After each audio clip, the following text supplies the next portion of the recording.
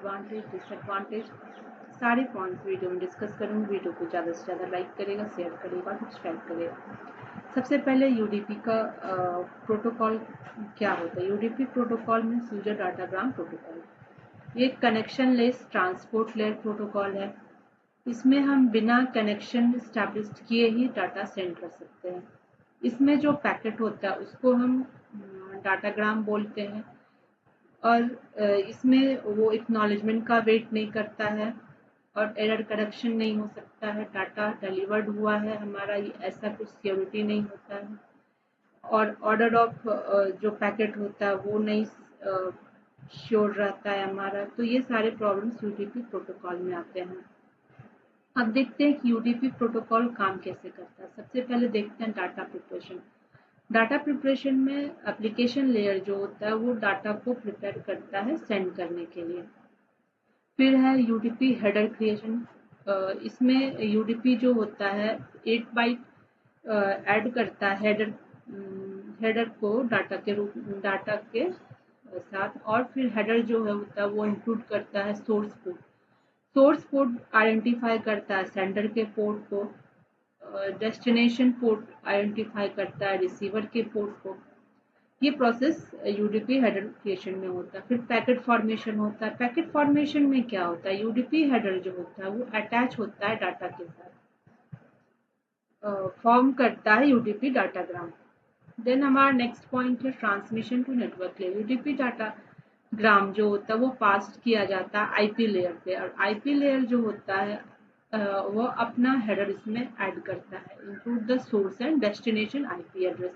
उसके बाद जो है वो पैकेट जो होता है डेस्टिनेशन पे पहुंचता है। फिर हमारा पैकेट डिलीवर्ड होता है।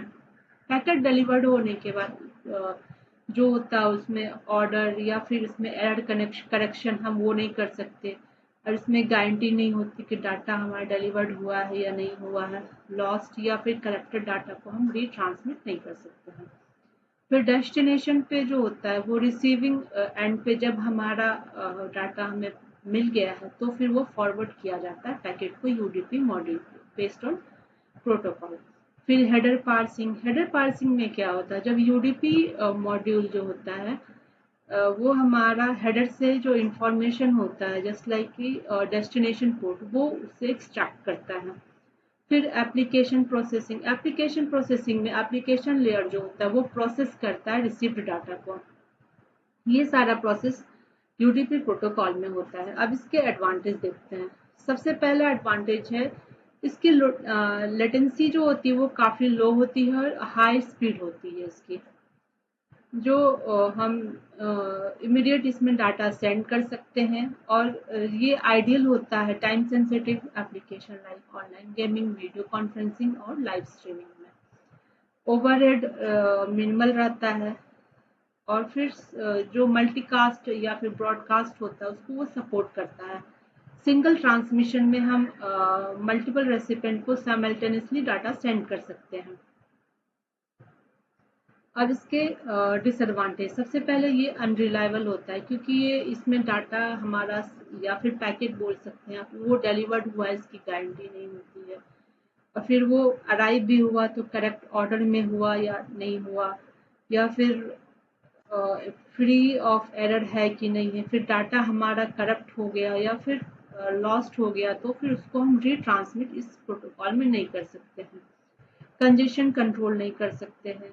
फिर सिक्योरिटी की सिक्योरिटी नहीं होती इसमें क्योंकि ये कनेक्शन लेस नेचर होने की वजह से ये मोर ससेप्टेबल होता है सर्टेन टाइप ऑफ अटैक, जैसे कि DDoS। तो यूडीपी प्रोटोकॉल के बारे में आपको ये वीडियो कैसा लगा, कुछ भी इंफॉर्मेटिव लगा हो, कुछ भी हेल्पफुल लगा हो तो वीडियो को ज़्यादा से ज़्यादा लाइक करेगा, शेयर करेगा और सब्सक्राइब करेगा। Thank you, thanks for watching.